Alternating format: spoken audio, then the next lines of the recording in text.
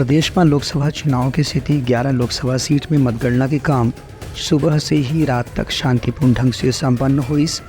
जौन सीट में बिहिया से ही बढ़त मिलना शुरू हो गई से उमर रायपुर, सरगुजा, महासमुंद, दुर्ग जैसे सीट शामिल हैं, जहां भाजपा नेता मन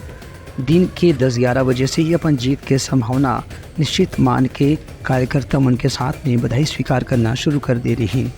इनमें खास तौर से रायपुर के सांसद प्रत्याशी